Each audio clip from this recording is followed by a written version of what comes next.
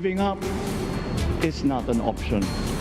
We've been through times of bitter division, but united, we came through to this when it shall begin again, but better. The campaigns I've run have taken me here where I stand today. I listened to you, and this is what I have heard. We all want peace in our land. You and your children want a good chance at a better life in a safer, more prosperous country. Ang pangarap nyo ay pangarap ko. Sa pangarap na maging maunlad ang ating bansa, ang pangarap nyo ay pangarap ko. At sa pangarap na maging mas masinang ang kinabukasan natin at ng ating mga anak, ang pangarap nyo ay pangarap ko. After over 30 years, the Marcos family is officially back in Malacañang.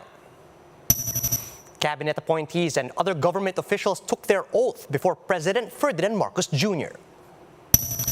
And let's check out last night's People's Concert in celebration of the new Marcos administration.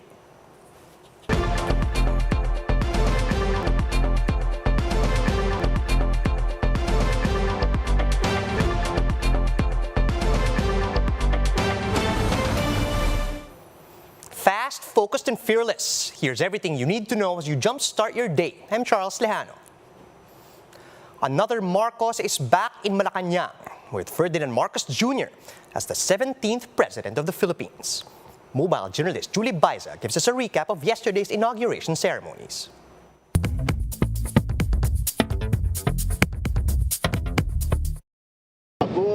Si Ferdinand Romualdez Marcos Jr. ay taimtim na nanunumpa bilang Pangulo ng Pilipinas. It is now official. Ferdinand Marcos Jr. is the country's 17th president after taking his oath at the National Museum on Thursday. Marcos Jr. was accompanied by his wife, Attorney Liza Araneta Marcos, and their three sons, Sandro, Vincent, and Simon. The inaugural ceremony began with the singing of the national anthem. Aming ligaya na pagmay mga api, ang mamatay ng dahil sa'yo. Followed by an ecumenical prayer. There was also a 30-minute military civic parade. Also joining the parade were members of different sectors like OFWs, medical frontliners, laborers, fishermen, and farmers. Of the Republic of the Philippines. Shortly after the reading of the joint resolution of Congress, at exactly 12 noon, Marcos Jr. was sworn in by Supreme Court Chief Justice Alexander Gismundo. In his more or less 25-minute inaugural address, Marcos Jr. echoed his campaign call for unity. At pinakinggan ko ang tinig ninyo na ang sinisigaw ay pagkakaisa, pagkakaisa, pagkakaisa. Marcos Jr. also believed that by focusing on the work that has to be done, the country will go very far under his watch.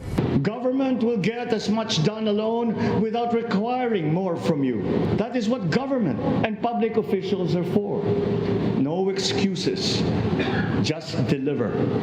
He then said that they're currently drawing up a comprehensive plan for economic transformation. This would focus on food sufficiency, education sector, energy supply, continuation of infrastructure programs, and the public health system. Marcos Jr. even highlighted his late father's accomplishment, but said that Filipinos should focus on the future instead. I am here not to talk about the past. I am here to tell you about our future. A future of sufficiency. Lastly, Marcos Jr. shared his hope and dreams with the Filipino people. Ang pangarap nyo ay pangarap ko. At sa pangarap na maging mas masinang ang kinabukasan natin at ng ating mga anak, ang pangarap nyo ay pangarap ko. Mobile journalist Julie Baiza, We Are One News. Today. The promises made by President Bongbong Marcos were mostly met with applause by legislators and former officials. Marcos Jr.'s cousin, House Majority Leader Martin Romualdez, assured the public that he will be a great president. That's after making history as the, quote, first majority president in modern times. Go Negosyo founder Joey Concepcion believes Marcos Jr.'s message of having a better, safer, and more prosperous country resonated deeply with MSMEs. For his part, Senator Raffy Tulfo said that he will match the chief executive's pledge of no excuses with legislation and public service. Senator Chis Escudero, meanwhile, called on all Filipinos to support the new administration, regardless of ideological differences. Senator Bongo said that with the president's, quote, resounding message of unity, the Philippines will be able to overcome whatever challenges we have now and in the future. Senator Sonny Angara shared the same sentiment, saying that with over 31 million Filipinos backing him, PBBM can, quote, lead the country to new heights. But ACT Teachers Party List Representative Franz Castro reminds Filipinos that while it is good to move forward, we must also not forget the past so that, quote, the mistakes then will not be repeated. Right after his inauguration, President Bongbong Marcos administered the oath for some of his cabinet appointees. Greg Gregorio with the story. From the inauguration to the oath-taking of several government officials, it was a very busy first day for President Ferdinand Marcos Jr. The first family left the National Museum past 3 p.m., following the Vandenor, where they faced the diplomatic community. They were also welcomed at the Malacañang with a 21-gun salute as part of the arrival honors. After taking up the palace's main staircase, the new president led the oath of several local officials of Ilocos Sur and Norte, including his son, Ilocos Norte 1st District Congressman Sandro Marcos. When else will I be able to swear in as president? So, sinabi ko kay Sandro, dalhin mo silang lahat dito, kahit na papano, para masabi ko naman na sinumpa ko ang aking anak na naging bagong congressman at lahat ng kasama natin dito. But the activities for Marcos Jr. did not stop there. An inaugural dinner was slated at 7 p.m. at the Rizal Hall. While there are no details yet on the number of guests and the food that will be served, the camp of Marcos Jr. has confirmed that he will be wearing another Pepito Albert Barong. There will also be a concert tonight at 8:30 p.m. in Mendiola, where the president is expected to attend. Performers include world-renowned classical pianist Cecil Licad and Philippine Philharmonic Orchestra. Meanwhile, the first cabinet meeting will be held on Friday. For News 5, Greg Gregorio, we are One News. Supporters of the newly minted chief executive celebrated the president's inauguration through a people's concert, though the attendees were a lot fewer than expected. Here's the report.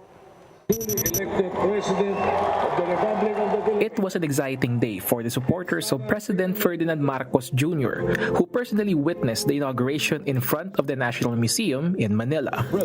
OFW Rosalinda adjusted her flight back to Japan just to personally witness the inauguration of the new president. Dapat June 1 hanggang June 30, sabi ko, ayoko, kailangan makatin ako ng inauguration ni BBM. Kaya in-adjust ko, nagpaalam ako sa company namin. Siya yung pinili ng nakakarami.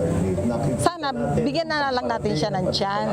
We also met Cheryl, who flaunted her customized red and green gown, the main colors of the Marcos Duterte tandem during the campaign.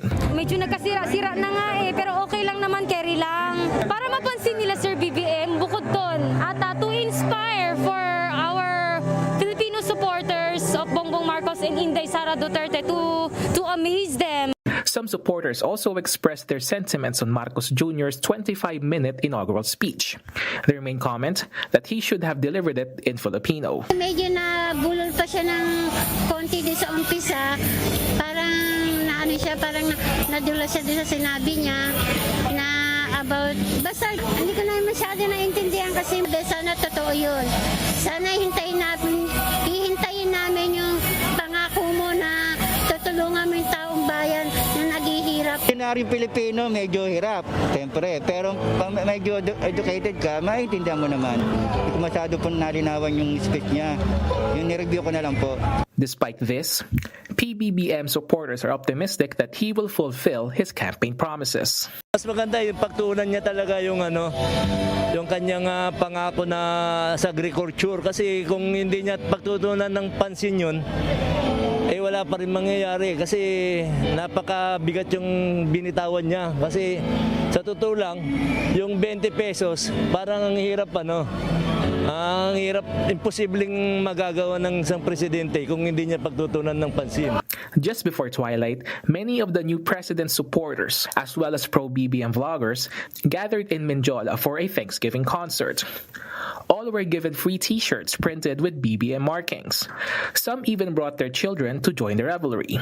Some merchants even took advantage of the inauguration fever to sell memorabilia related to BBM and Vice President Sara Duterte. During the concert, many musicians and rappers performed to show their gratitude to the new president. Yet only a handful of people attended the concert, though the PNP expected more. The attendees also anticipated that President Marcos Jr. will grace the event, but he did not show up. Around 600 police personnel were deployed in the area to ensure peace and order.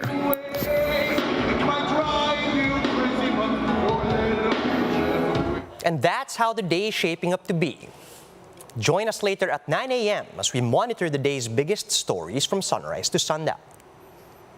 You can also catch One News on the Signal Play app.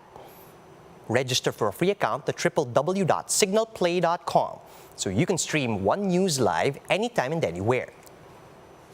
I'm Charles Lejano. Mask on, wash hands, and stay safe, Philippines.